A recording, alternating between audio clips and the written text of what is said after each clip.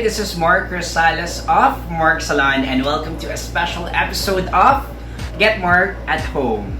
Kamusta po kayo? And today I'm just really excited because I will be teaching you on how to cut your own hair. Initially, first 2 weeks of the quarantine, I am receiving a lot of inquiries and requests for me to do this kind of tutorial. But during that time, kasi I'm not really in favor because it's not that I don't want to do it. I just really concerned because I don't want you to end up having a disaster hair or you mess up with your hair. And I feel responsible to that. But since it's our 10th week of quarantine, baka nga it's time. So it's time for me to share my knowledge. And as per the survey, since you win, today I will be teaching you on how to cut your own hair. So are you guys ready? Tara po. So first, you need to get your scissor. Ayan. Next is your comb. Don't use a brush, but use a hair comb. And get a bottle spray. So if you don't have a bottle spray, you can just get an empty bottle like this. And if you don't have capes, I suggest you can use towel. Just wrap the towel like this. Para lang to have a protection sa hair natin. And since you don't have a barber brush, you can use a makeup brush. There. And lastly, you need to prepare rubber band. So later on, you will find out why do you need to get a rubber band. So for more precision, you can do dry cutting. But me, I always recommend for you to have a little bit damp hair simply because pag medyo basa po yung buhok natin, we have more control. So, I suggest talaga for you to have a damp hair. And just a reminder before you cut your hair, start cutting your hair half to 1 inch. Para hindi po tayo mabigla. By the way, please bear with me because this video is taped as live, so I will be doing a very minimal edits. So let's start. So I will be giving you 3 options on how to cut your hair. So this is very simple. It's not too technical because ayoko po kayong pahirapan. Okay, let's start. So first, this is just a straight haircut. Okay, so first you need to get the rubber band and create a low ponytail. Sige po, here, I'll show you. Create a low ponytail and make sure that before you do a low ponytail, make sure that you comb your hair very well. I'm sorry I don't have a mannequin stand now. I tried to reach out to Jennifer Sevilla of Linel, but unfortunately, they don't have deliveries po ngayon. So, please bear with my mannequin. Okay, so just create a low ponytail and then get another one. Siguro a few inches away from the first ponytail and then just repeat the same process dun po sa last ponytail natin. So again po, let me just repeat that if you will cut your hair, wag po tayong excited. Let's do it slowly but surely. Okay. So your fingers and your hands, they are very powerful. So your fingers, that will be your cutting guide. So get your scissor. So I will be moving here. Sige po, let's cut siguro mga 1 inch. Okay? So don't create any pressure or tension. So I need wag po natin itaas yung ating kamay. So don't create any tension. Then if we will cut our hair, make sure to cut the hair not above your finger but below the finger. So let's do it now. Just do a straight cut. There you go. Then free the hair.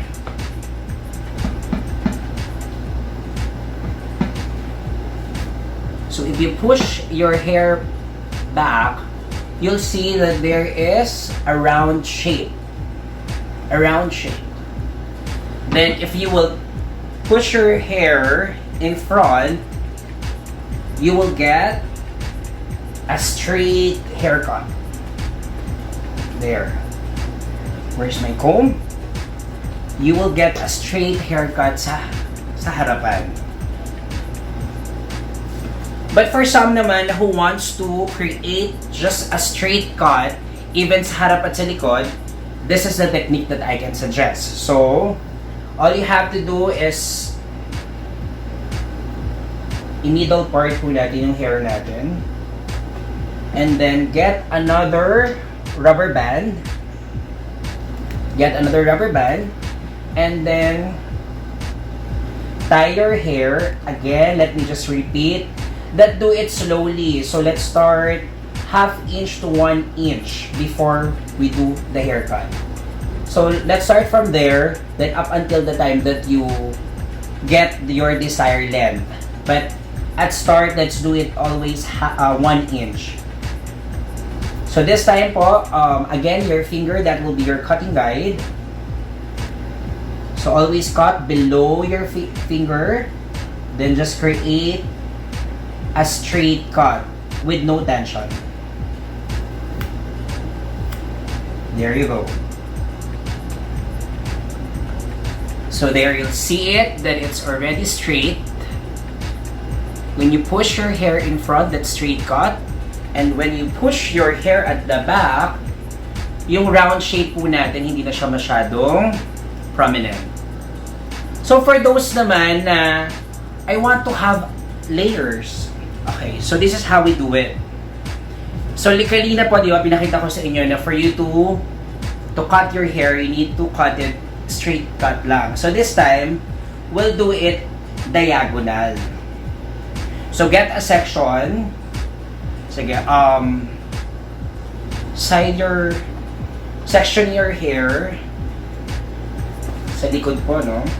Section your hair ng middle part, then push it in front.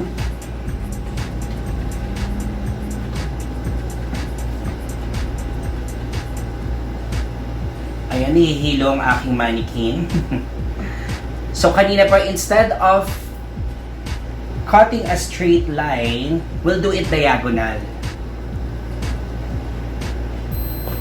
So let's comb the hair.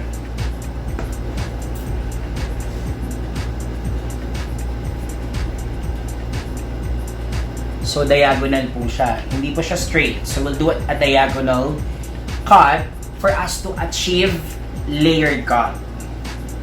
So let's start. So this is just 1 inch. Again, start from half to 1 inch only up until the time that you reach your desired length. Okay. So if you will cut po, remember that's always, it's not here, it's always below your finger. So that's diagonal.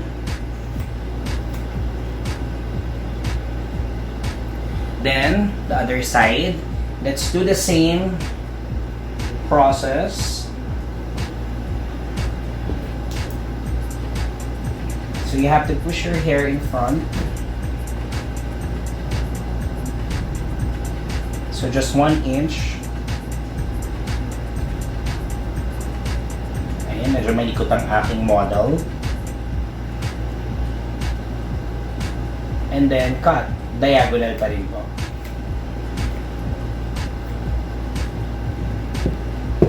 So that's the time po that you'll create a layered cut.